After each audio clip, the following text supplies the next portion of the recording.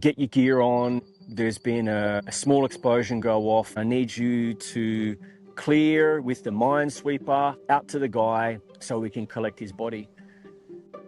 I've just seen 3 or 4 men push down a boy, and I think they're raping him. Yes, they're raping him. Fuck, this guy's fucking primed. He's a suicide bomber. I lean forward, I hold my rifle up at him, I click the weapon off safe, I start putting pressure on the trigger. I'm looking at this guy, aiming right at him. I have to kill him.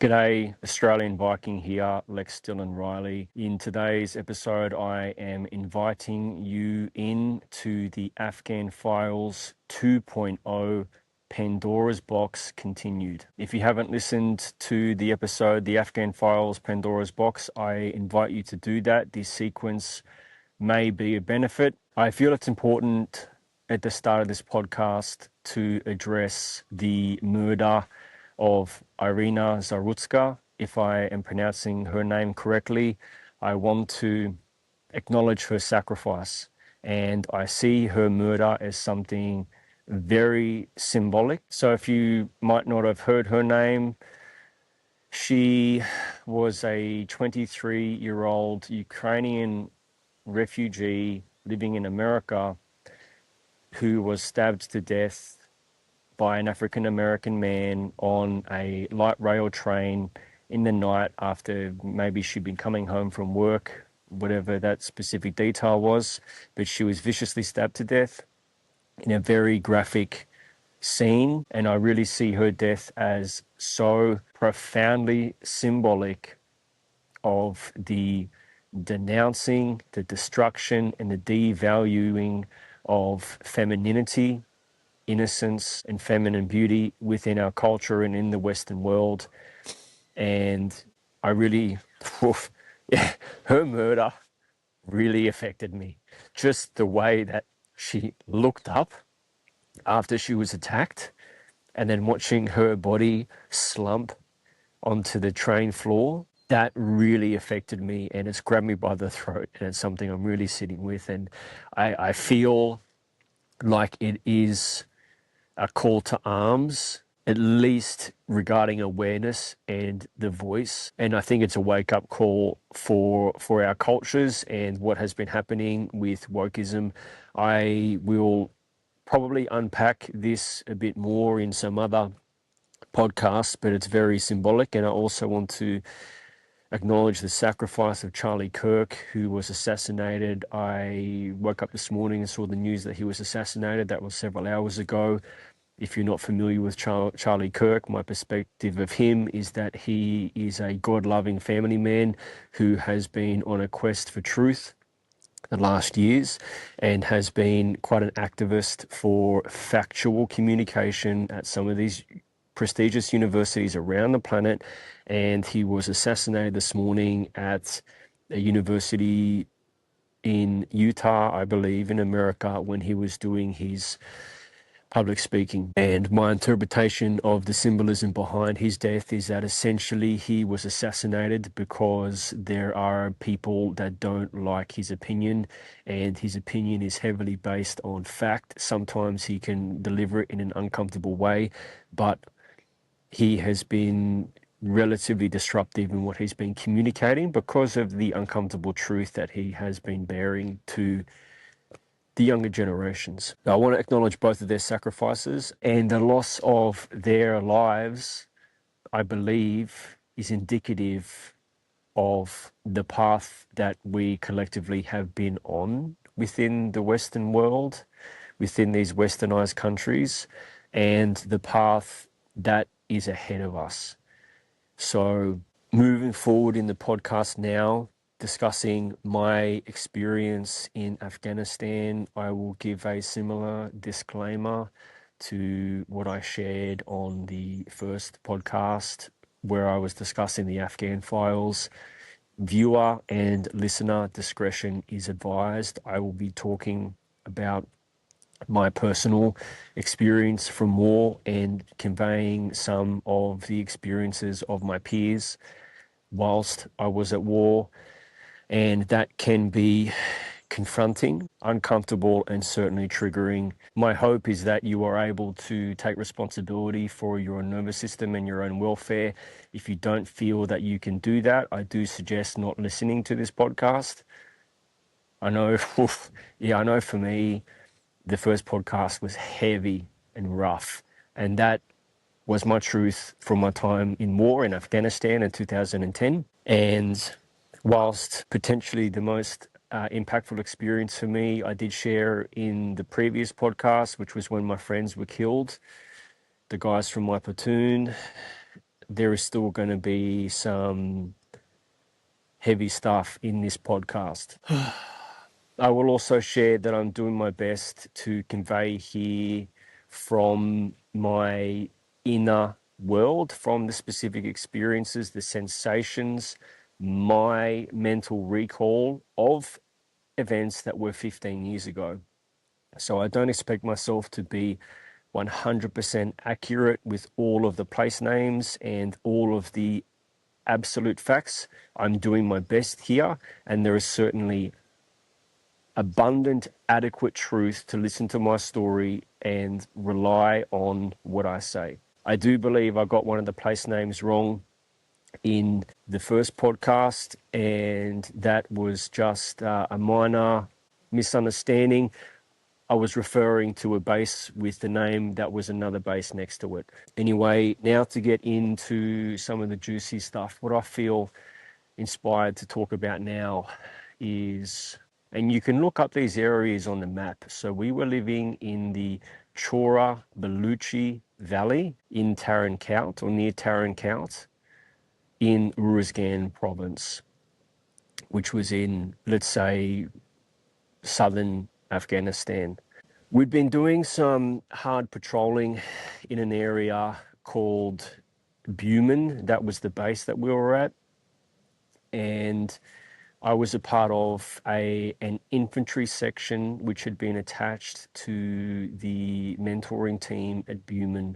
And the size of the base there, from my recollection, if I guess, maybe it was something like 2 or 3 tennis courts, plus or minus. I don't 100% accurately recall, but it was a smaller base in comparison to the other outposts that we had been staying at. I remember specifically how physically hard some of those patrols were, how hot and hard it was. Just hard walking, hard patrolling, sweating, carrying a heavy gun.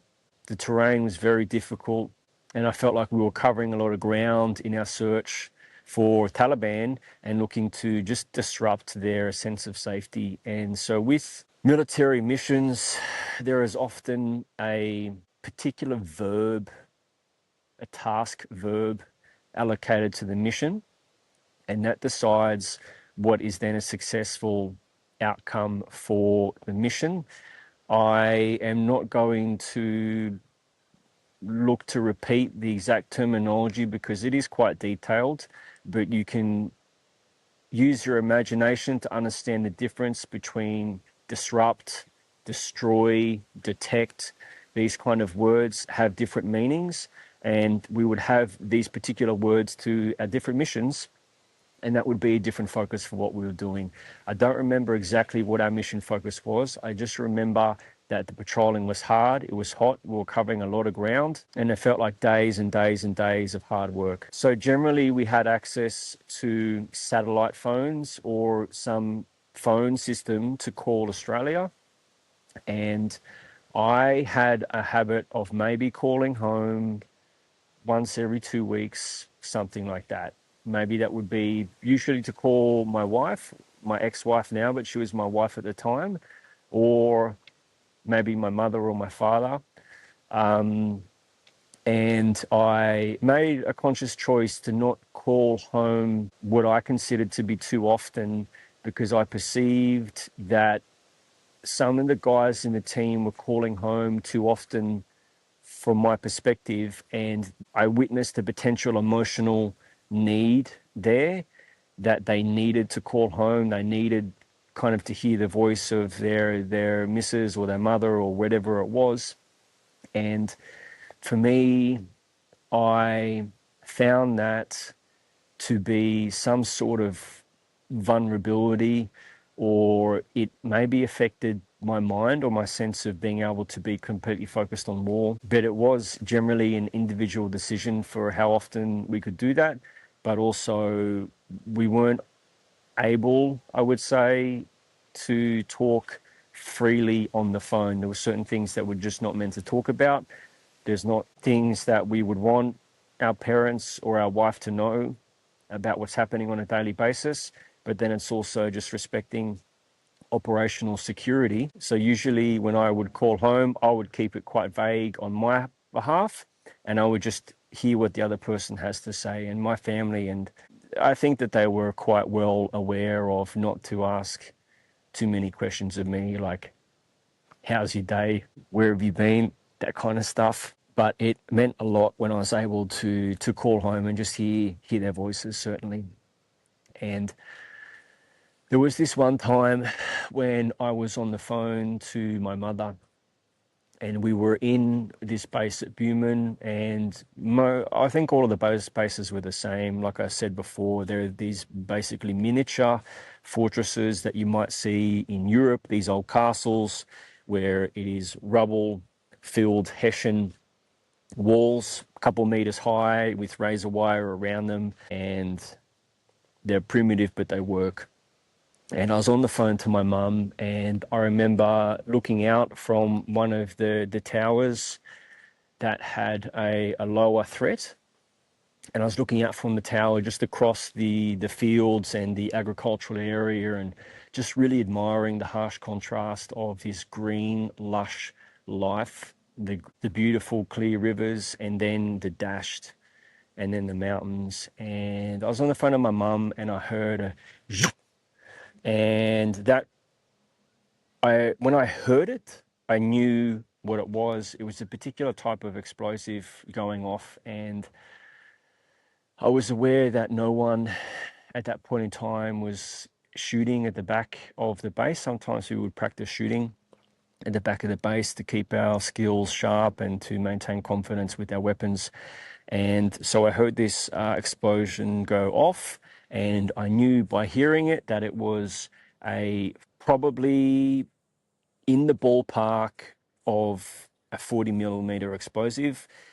There might have been other explosives used by other forces, or it could have been something older than that, but I was able to hear roughly the size, and I was able to make an educated guess on what had exploded. And I was on the phone to my mum when that happened. She was, I think she was talking at the time, and the words to the effect of, yeah, hey, I've got to go. I need to work. I love you. Bye. Something like that. Woof, hang up.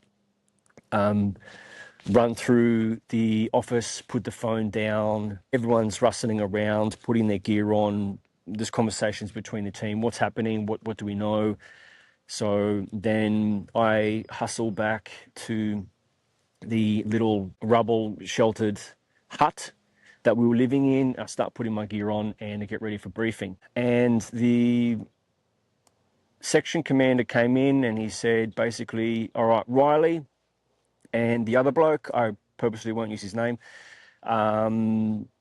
get your gear on. There's been a small explosion go off out on the range, and I need you to clear with the minesweeper out to the guy so we can collect his body, to do first aid or understand if he's alive or whatever. So that there is a passage of information when an incident occurs, and this has happened in a matter of minutes.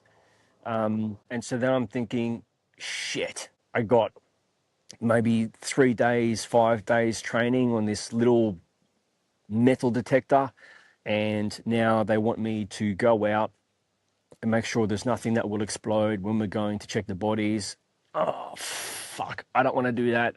I'll do it because I've been told to do it and I'm skilled to do it, but I wasn't excited to do it. It was scary and I was nervous, but I was getting ready and I'm like, this is my mission. This is what's asked of me. This is what I'll do. Put any narrative aside that I'm not going to do it and focus on how I can do the best job I can. And that's that. However, things can change rapidly, and they did. And so the people that were at the small bomb that went off were brought in to provide first aid on, and I didn't need to clear out to them. They were maybe 200 meters away from the base, and someone in the team had gone and brought the bodies in. And then this whole time, it's all on a need to know basis. And we don't let curiosity decide what we do. We let the mission and the sequence of events decide what we do. And information is handed down on a need to know basis. We then got a briefing update from my team of 8, 9 guys, whatever it was. Yes, there is 2 casualties. They are being worked on in the first aid tent, and there was the medics and the combat first aiders that were there doing that. Medics are highly skilled with this stuff, and combat first aiders are highly skilled as well, and they can handle it. We just sit and wait. There was a helicopter coming. We were told of that.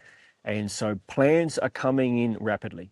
When a helicopter comes in, we need to provide security for that helicopter, and we might need to put out a smoke grenade so they can clearly see where we want them to land or where we have prepared for them to land.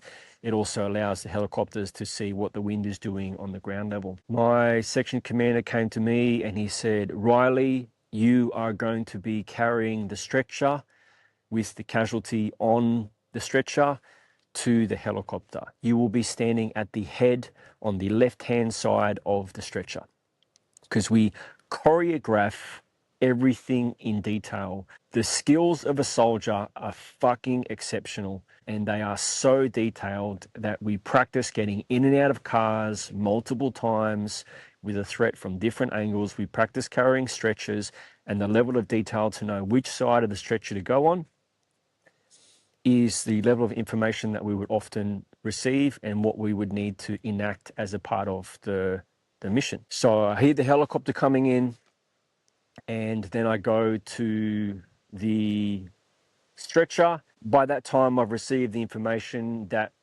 the team has perceived that it was a father-son combo of 2 Afghan civilians, but the facts were 2 males had been both at this bomb when it had gone off, and they were being treated. When I got to the stretcher and I could see the man there, so he'd been patched up by the medic and the combat first aiders. But to fill in some gaps of information for the sake of the listener now, it was a father and a son who had been standing right next to each other when the bomb went off. So the bomb was about the size of a golf ball. It's actually a type of exploding projectile, and they're part of a weapon system that we would use that would go underneath the assault rifle.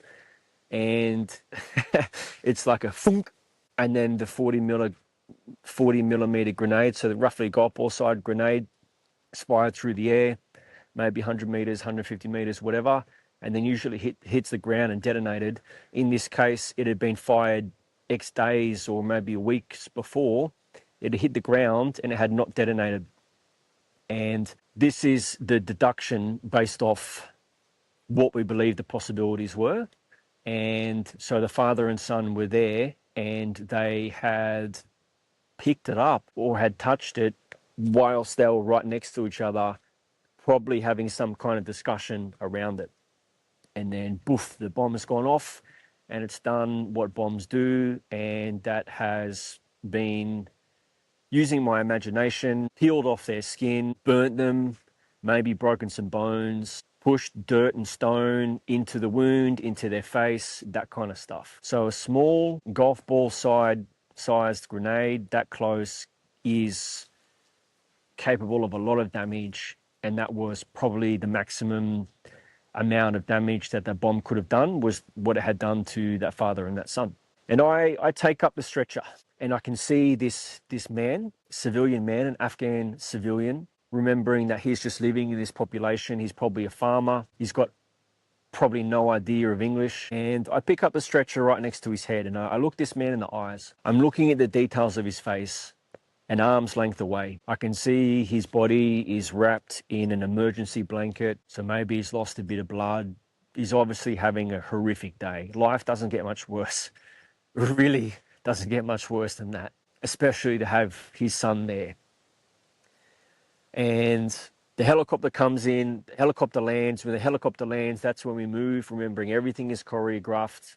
We're absolute professionals at this process. All of these processes we've looked at before. Yes, there is some decisions made in the moment, but I really take my hat off to the work that soldiers do that no one sees, and what goes behind being proficient and skilled in war. As I was carrying this guy to the helicopter, and the helicopter rotors, really loud noise, a lot of wind, I can see the fear in his eyes. I can see the shock, the fear of the helicopter. His life had just been, he'd just been having a conversation with his son, and all of a sudden his life had been torn apart by a small explosive that he never saw coming. And he's probably got no idea if his son is alive or blind or lost a hand or whatever. His world is turned upside down. And I see the fear in his face, and I can see the detail of, from memory, where his beard was dyed. And I don't know if it's like all Pashtuns, which is this tribal region from southern Afghanistan and northern Pakistan. I don't know if it's all Pashtuns. I don't remember the exact cultural protocol of when it happens, with if a man is married or not married. I don't remember, but some of the men were dyeing their beards this kind of crimson red color, and I can see the detail in that, and just the fear in the man's eyes and the humanity in the man's eyes. This is a man. This is a human being. This is a guy, a father, just doing his fucking best to survive in a hard place where his options are so limited. He probably doesn't know if he should be more scared of the Taliban or more scared of us.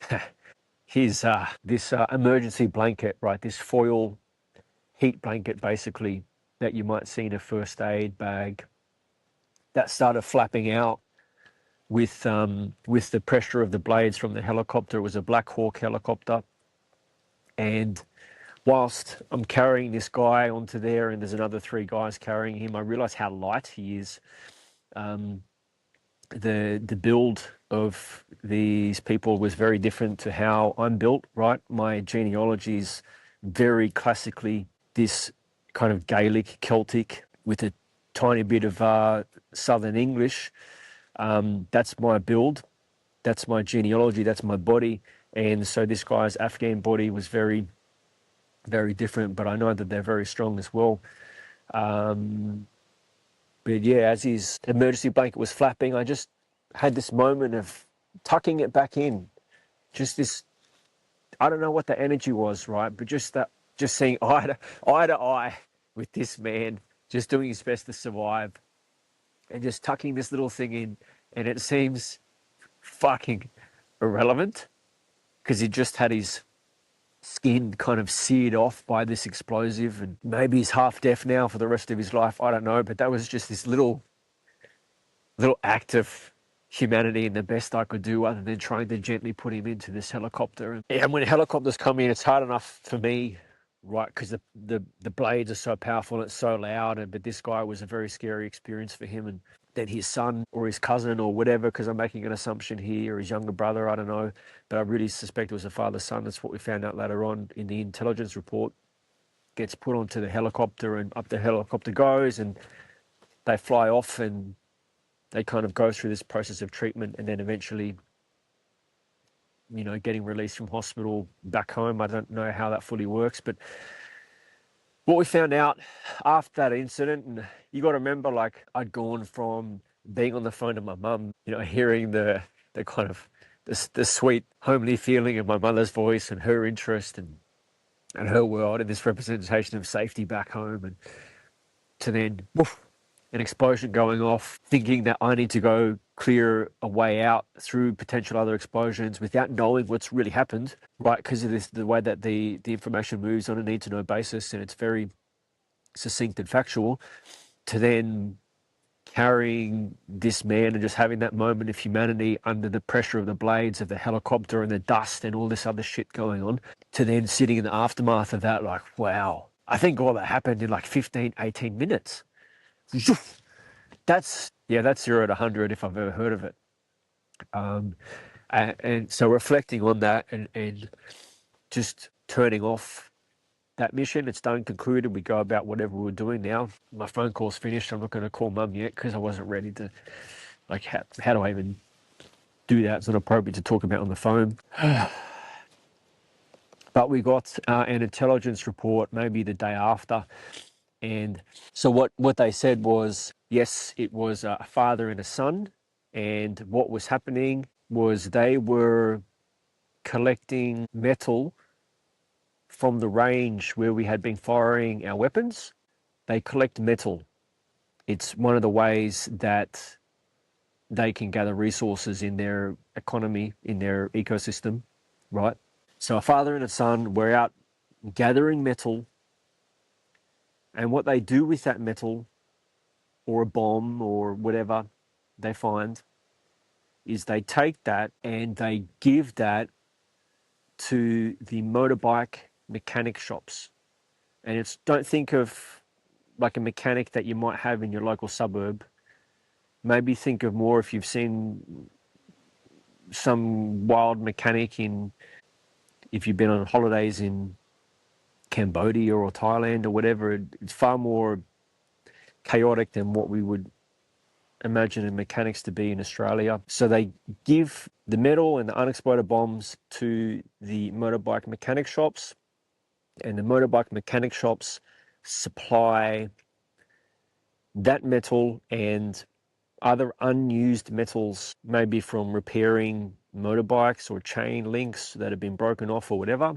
They provide that to the Taliban bomb makers. And the Taliban bomb makers use that metal or the explosives in the bombs that they make, so that when it explodes, it's sending out shrapnel, sharp, hot pieces of metal that will cut through us and our armor with maximum effectiveness. And so please to remember, like, what we're told in these briefings is probably far beyond the most factual conversation that you can ever comprehend.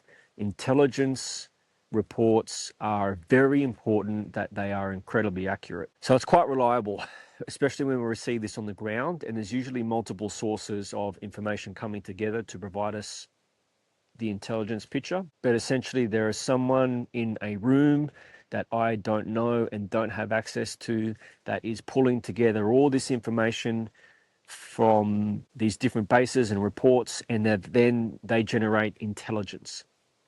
That intelligence is what we build our understanding of what is happening, other than what we observe and detect ourselves. So fact is very important in that environment. If intelligence is corrupted, it is very dangerous. So back to what kind of hit my heart in this odd way, right? So this father and son who had just been living in war for years, struggling their ass off to survive, living in an agriculturally dependent ecosystem effectively. They're just trying to survive, do their best. They have their day seared by an explosive when they're just having a conversation right next to each other, whilst gathering metal to sell to the bike mechanics, who then provide that metal to the Taliban to use to try to kill us in a horrific, most terrifying way. So that's the part of the economic system, if you call it that, or like the resource system that we were a part of. But really what hit my heart was like the fact of the matter that I had this humane moment with this man, and this man is a part of an environment which is really trying its hardest to kill myself and my friends. But I also must recall that he is just a man under pressure trying to do his best. That was some kind of confusing thing for me. To a certain degree, it is still confusing because I can understand his humanity, but I can understand his role in a system that is trying to kill me. That's about as much sense as I think I can make for that for the moment. At that same base at Buman, it's just, again, like, I don't know how big it is. There's a couple of these tennis court big kind of thing. And maybe there is like a platoon of Afghan National Army there. And like I said, this team of Australians, I feel a bit hesitant to talk about the exact numbers, but this team of Australians and then the section that I was a part of. So in like an idiosyncrasy of that base and the Afghan National Army in particular there. So they manned the towers of a night. The Afghan National Army mans the towers of a night. So what that meant was our safety was relatively dependent on their professionalism and their standards, and that did feel a little bit uncomfortable. The Australians usually maintained the radio, so the command post, and we had weapon as well, but we were primarily inside the base, and the Afghan National Army was on the walls and the tower. When we first got to that base, one of the briefing points was, oh yeah, and I'm being a bit blasé, I don't remember exact language the guy used, but it was like, oh yeah, by the way, of a night time, the Afghani National Army soldiers here, they get a bit spooked of the dark. So they just shoot into the dark. So if you hear a shot in the night, it's probably just them shooting at a shadow. It doesn't mean necessarily that our base is under attack. that, how, yeah, that was odd, right?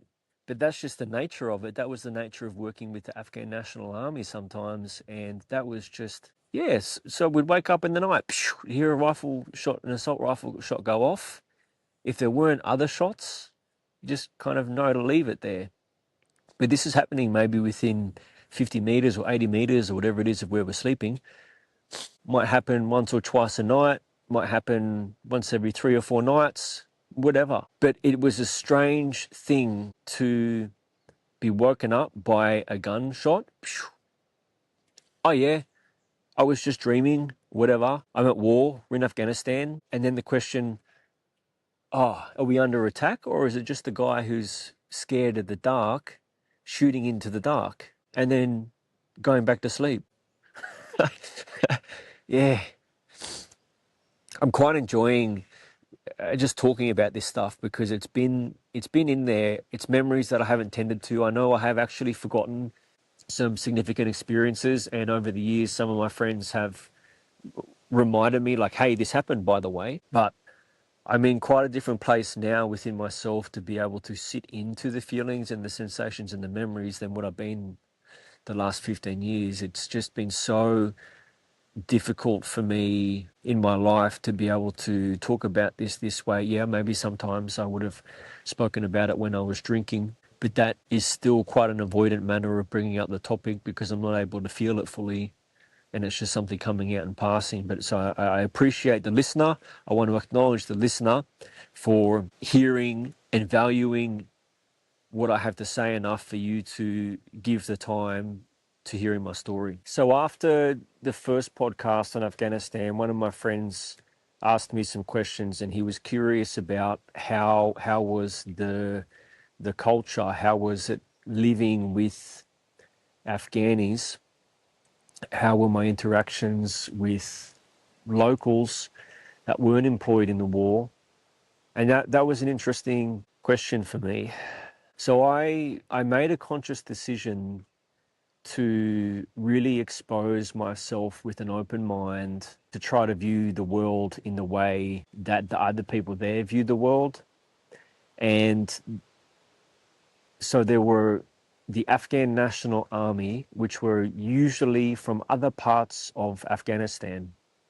And that from my understanding, was a deliberate decision to have different ethnic groups in an area which is foreign to them. And my understanding of that is so that their families were safe, so that they were fighting Taliban away from their family home, and that couldn't be used against them directly immediately. So most of the Afghan National Army were from a Dari-speaking ethnicity. I don't remember exactly the name of their ethnicities. They looked different than the Pashtuns, and there might have been, from memory, there is like Tajiks and Uzbeks and whatever, but I'm just going to make a mess of it, so I'm not going to talk into that. But there was, let's say, several different ethnic groups in Afghanistan, and some of them looked more Mongol, some of them looked more Pakistani, but the main groups, ethnic groups and languages that we had exposure to was the Dari, which was the Afghan National Army, and then the Pashtun, which was the locals, and that comprised of the local civilian population and the local police population. The local police population was usually a part of the local civilian population, and when we operated with them, there was always some degree of blurred lines and not fully knowing where their allegiance lay, but also understanding that we just had to make things work as best as we could. So I'd learnt some few Pashtun words, and I made a point to spend time when I had free time with the interpreters. As a collective, there might have been a couple of interpreters on a base, and I just wanted to hear how their life was. I wanted to understand how they interacted with each other. I wanted to break bread with them. And so I had the opportunity to break bread with them because I made the opportunity to break bread with them. Sometimes, one time that was quite uncomfortable for me. I think I'm not ready at this stage of this podcast to open up and talk about the homosexuality, pedophilia, idiosyncrasies that we were exposed to in close proximity. Yeah, but I will share now a very uncomfortable event of that nature. And so I can't speak on behalf of the culture there. I can't speak on behalf of the population or the men or whatever this is. All I can speak on behalf of what I was exposed to, what I saw from fact, what was relayed to me, and what we discussed as soldiers within our peer group from different things that we witnessed or different exposure to footage or stories. So we were in the dasht. Our vehicles were, this is a different base from what I just shared with the incident with the father and the son and the golf ball sized bomb. It's a different base. It's not sequential in the timeline, but we were just maybe southwest of Miraways, which was this main forward operating base in the Chora Baluchi Valley. And that was my main home, was Miraways. If we use the word home, like I said, remember, it's war, not particularly homely. We were on a mission where we had been clearing the mines and any other threats for a vehicle convoy going from Miraways to Marshall.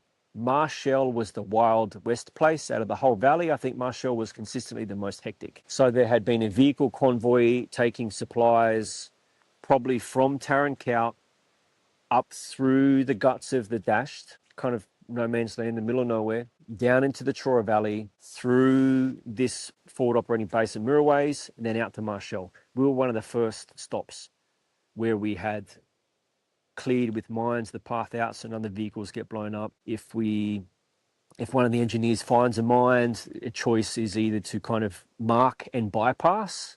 So they might just go, yep, there is an IED here, there is a bomb here. We keep going because the mission just keeps going forward. We don't need to do anything with the bomb, or they might blow the bomb in place. I don't exactly remember when, which happened on what occasion, but they, from memory, are the two kind of normal things that would happen. So Maybe there was one or two of these big armored vehicle bushmasters where we were, could have been three, doesn't matter so much. And our job was to just stay there and make sure that no one puts bombs behind the convoy, because the convoy is going to come back the way that it came, which at that time was a very dangerous thing to do in Afghanistan. So we would station teams with vehicles and big guns along the supply route to keep the supply route open, so that when the convoy came back, they just drive through, and each cluster of vehicles acts as a miniature base, and the miniature vehicle base kind of collapses when the convoy comes through. Again, this is this higher level of choreography. This is very detailed. It is very specific. Everyone knows in which team they will be. It is well organized and well planned before it happens. And the war machine is incredibly impressive. Incredibly impressive. So we were sitting 500-600 meters away from this agricultural belt where most of the life is, in this vehicle harbor, 2 or 3 vehicles. One of my friends is sitting in the vehicle which is facing towards the agricultural belt, looking through the binocular system or the magnification system in the vehicle so that he can see better and further than the naked eye. He's looking out to see if someone is going to try to fire effectively some kind of rocket at us or a heavy caliber weapon, because we position ourselves just far enough away from that agricultural area so that if they shoot at us, it's quite ineffective, but we can then shoot back. At the time, I think I was sitting down like I'm sitting down now, and maybe I was reading a book or listening to a song or whatever. Quite relaxed as one can be in the theatre of war. We're not able to just walk around and do what we want.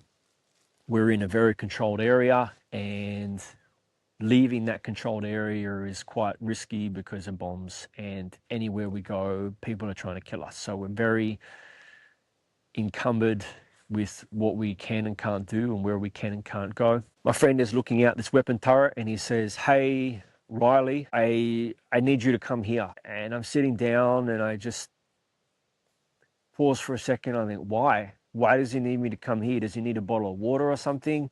He should have organized this before, whatever. So then why? He said, no, I really need you to come here. And I'm like, okay, what is it? He said, I've just seen 3 or 4 men push down a boy, and I think they're raping him. Yes, they're raping him. And so he's watching this through the binoculars. It's like half a kilometer away or whatever, but he's seeing enough detail to ascertain as to what is happening. And I'm like, oh, oof, what the... Again, that's like just this sensation of just being punched in the throat when I heard that. And I don't really remember like exactly what happened, other than this feeling that I feel now saying that. And I'm like, oh, I'll go get the boss. I'll go get the commander. And I go get the commander. I say, yep, whatever his name is on picket. It's what we call it when you're on duty looking out. And he needs you to come look at this. There is a child being gang raped. And I start getting ready. I'm like, we're going to go out and fuck up these guys or shoot them or beat them up or whatever, I don't know, or arrest them, whatever. And the boss comes over and he assesses the situation. And he said, okay, something to the effect of, there's nothing we're going to do about it. Keep looking where you need to look to protect our position. I understand that what's happening there is disturbing. Don't look at it. And so before he's spoken about that, he's gone through a decision-making process where he's considering what would his mission be in that moment? What would he send men to do? What risk is he putting us into? How long would we be out for? What is his plan B? He's going through this whole systematic process, decision-making process in depth before he says that. So we naturally have a respect for our commanders when they talk, because we understand that they are considering things beyond our position, and we also respect their responsibility. But that was fucking uncomfortable. That if hearing the news that my friend had witnessed these 3 or 5 men pushing down a boy and started gang raping him, if that felt like a punch in the throat, that decision from the boss felt like a kick in the guts. And it's like, what the fuck are we here for? But the truth is, we're not there to police culture. We're not there to intervene in matters like that. And that's the fucking truth. We had clear legal framework for being in Afghanistan, and there is this process called orders for opening fire. There is the laws of armed conflict and the Geneva Convention. And these are the main frameworks in which we need to operate in legally whilst we are at war in these countries. We don't just go and do what we want, how we want, when we want it. We are accountable. And great, smart, strategic minds have made these specific and decided what we can and we can't do. And one of the things for us was to not police the local population. We were only to engage in violence if there was clear identifying factors that this person was Taliban, or they were a person of interest or whatever, or they were directly attacking us, something like this. I don't remember the exact orders for opening fire because that was 15 years ago, but they're very important, and they're very important to uphold. If we go against that, we start to encroach into this area of crimes of war, and we start to position ourselves into basically being able to get our lives pulled apart and destroyed from a very high governing level. But that was sickening. That was absolutely sickening, and that felt like one of these things where I just felt really disheartened and powerless, and questioned myself, why am I here? I can understand from a logic mind that that's not for us to intervene in, but then ultimately it was a young boy getting gang raped by men. Yeah, and then so it's just go back and take my seat after that, just think like, what the fuck? Sitting into those thoughts and those emotions and that anger and that powerlessness, and understanding that I will respect what the boss says, although I might not like it. And I can't say for a fact that that is representative of the entirety of the culture there, or the village, or the Pashtun tribe, or whatever it is. I don't know for a fact. What I know is that that is what my friend witnessed. I personally chose not to look through the binoculars to witness that. I'm glad I chose not to witness that. It was uncomfortable enough to just sit in the knowing that that was happening. But there are other incidences that were less overt that lead me to believe that that is a far more heightened pastime within that culture, within that nation, than what we like to know about. What am I actually saying? I'm saying that it happens. It might be taboo. It might not be spoken about at the family dinner table, but it happens. It probably happens regularly, and it's probably normalized. The personal exposure I had to Tri Boys, which are these young Afghan boys which are groomed into these positions of sexual service, and also just house chores for someone of importance within the community.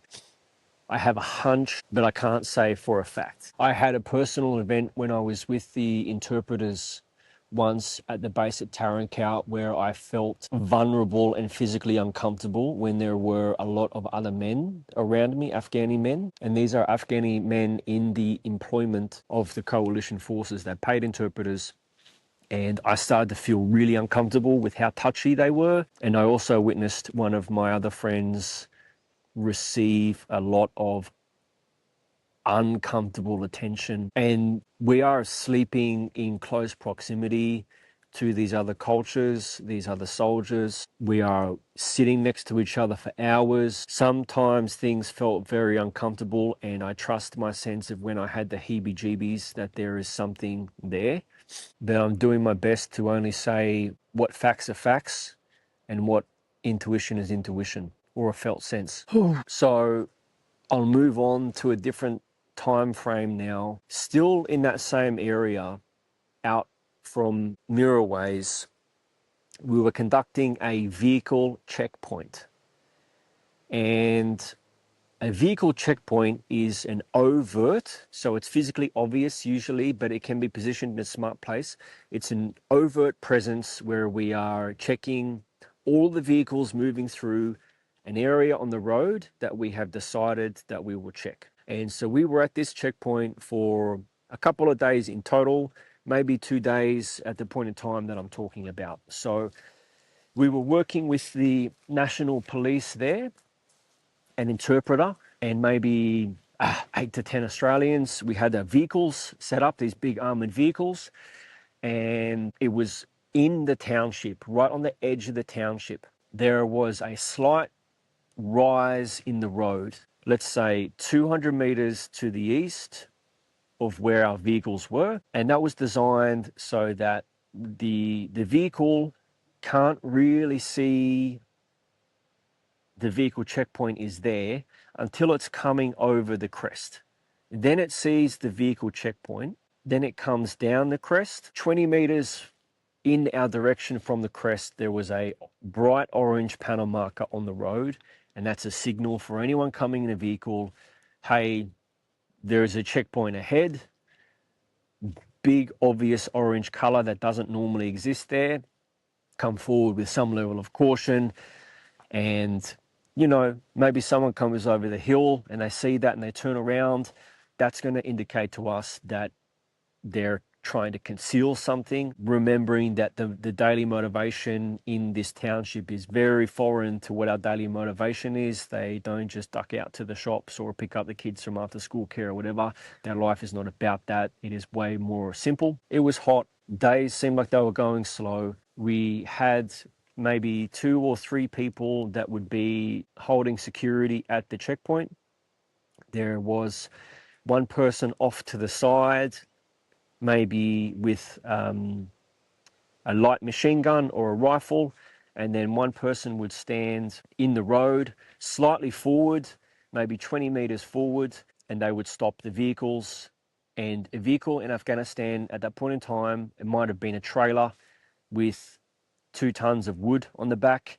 It might have been what we call a jingle truck, which is just a kind of a rural truck where they actually put things on it which might look like a Christmas tree. They really celebrate those trucks over there for some reason, and they could put firewood or hay or whatever in the back, maybe some livestock, I don't know, something like that. It could be that we're searching 2 donkeys with saddlebags on them. We're just searching these random things, these random vehicles coming through, and the people coming through. So the people come through, and usually we had learned enough of the local language to guide people to move their arms up and do what we wanted. And we do things like check their pockets. We check maybe how many SIM cards they have, because if someone has multiple SIM cards, they're maybe putting in a particular SIM card to then talk to other people, and they're trying to not be tracked. So there's little things that we're looking for like that, but mainly we're just looking for things that are suspicious at that checkpoint. And we're managing that checkpoint with the local Afghan National Police. So there is one Afghani guy there with an AK-47 and me standing there with my assault rifle hanging on my chest, and we stop and then we search people together. Even though I can't talk to this Afghan National Police guy unless the interpreter is there, we are able to just work off body language to support each other as best as we can. But I also know I can't really rely on this guy. His standards are very different. His culture and language is very different. And there's this sense of I can kind of trust him, but I should look over my shoulder. So this was the location where there was this really awkward, sexual tension between one of my friends, who was a handsome boy. You could say that he's pretty, not insulting in a way, but in Norwegian and Swedish culture, they differentiate less between pretty, like a man can be pretty without it being an insult. And so my friend was pretty, and this Afghani policeman was just really touching him in yeah, uncomfortable.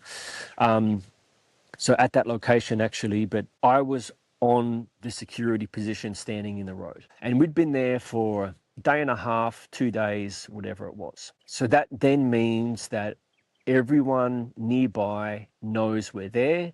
They're talking about us. They're aware of how many soldiers are there. They're aware of what we're doing. They're aware of where we sleep and where we go to the toilet and when we eat. All of that information is overt. It is available. So the Taliban know where we are there. So I'm standing in the road. There is an Australian behind me, maybe 15 meters, 5 meters off to the side.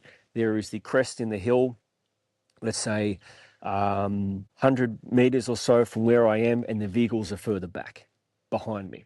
See a motorbike crest the hill, and the sensory experience of a soldier is we are almost always assessing everything, and we've been trained to look for combat indicators or key things which are talking to us in our environment. It can be how someone is standing. One of these sayings is the absence of the normal and the presence of the abnormal. So the absence of the normal might be if children stop playing and they disappear off the streets. That might be the absence of the normal. The presence of the abnormal might be, yeah, well, you'll see in the story right now. Ah, you fucker. You'll see it's got bitten by a fly. You'll see in the story right now where I tell you the presence of the abnormal. So this guy in the motorbike comes over the hill. He crests. I see him. I've got my hand on my rifle. I'm looking at him. He comes down past this orange marker. He doesn't slow down. I see on the side of his motorbike, he has two 40-litre drums attached to the side of his motorbike. That is the presence of the abnormal. It happens, but it's an indicator for me, like he's carrying stuff on the side of his motorbike, and it's the same container that they use to put these big-ass bombs in. We've been here for 2 days. Everyone knows we're here. A guy comes across the hill on a motorbike by himself. He's got two big 40-litre drums each side of his motorbike, strapped on his motorbike, and he hasn't slowed down for this marker. Okay, some serious stuff coming together right now. I take a couple of steps forward. I put my hand up in the air. He keeps coming closer. He doesn't slow down. Fuck. Maybe he's 50 meters away now. I shout out, Draish, which means stop in Pashtun. He keeps coming. Maybe he's 20 meters away now. He hasn't slowed down. I see that he has a strap across his shoulder that's holding an AK-47. Fuck. This guy's fucking primed. He's a suicide bomber. I lean forward. I hold my rifle up at him. I click the weapon off safe. I start putting pressure on the trigger. So I'm squeezing the trigger back. With these trigger systems, they take a certain amount of weight, a known amount of weight, until it fires the action. I knew that rifle, so I knew that I could put about 1 kilo of pressure, which might sound like a lot, but it's different when you're pulling on the trigger. And I'm using the word pulling on the trigger because that's more of an association that a civilian listening to this would have. When we talk about it in the military, we talk about applying pressure on the trigger. I was applying pressure on the trigger. I'm looking at this guy, aiming right at him. I have to kill him, but my body says no. Something in my body is saying no. But my brain is saying, we've been here for 2 days. He's come over the hill. He's got 2 40-kilo drums that are used for bombs strapped on the side of his bike. He's got an AK-47 across his back. He's by himself. He hasn't slowed down. You've given him the warning. You're aiming your weapon at him, and he hasn't slowed down. He's going to fucking detonate. And I'm just looking at this guy through the weapon. There's a bee's dick of pressure left in this rifle until I kill him. I can see his face. I can see the white in his eyes. I can see the details. I can see everything. And it's one of these situations where it's happening in slow-mo at the same time. It's happening in high speed. 10 meters away, he puts his foot on the earth. 5 meters away, the motorbike falls over right in front of me and he falls off the bike. I felt so confused at what was happening. I was just angry at the guy.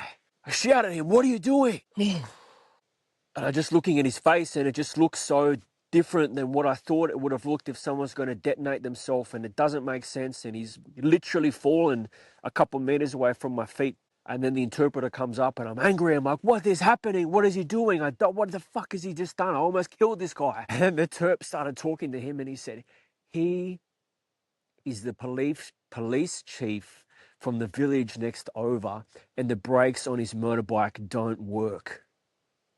Oh, that was so fucking intense.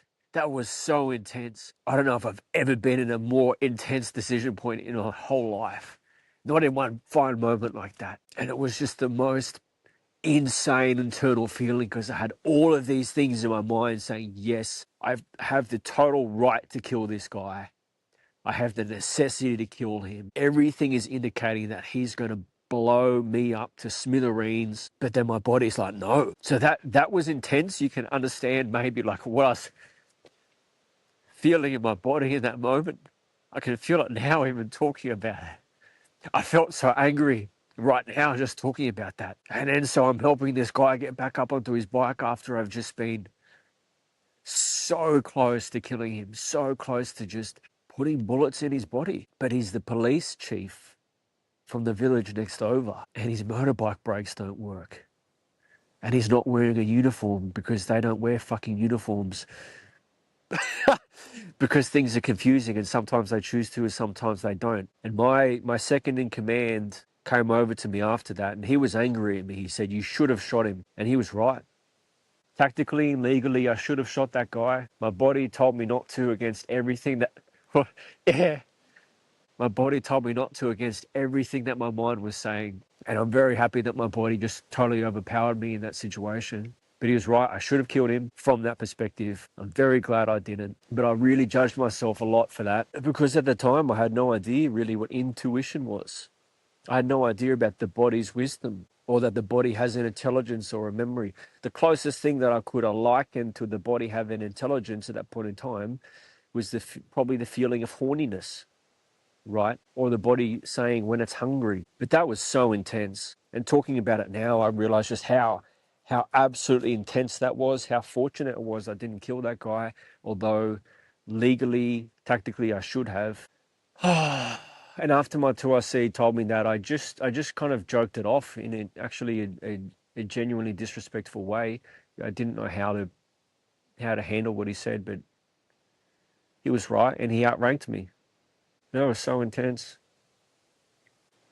But the truth is, like, but wait, there's more. There's more stuff to these stories here. There's more details to the Afghan files. So I'll sit into what else there is I would like to share. And if I feel called to do an Afghan Files 3.0, if you haven't already subscribed, please do so.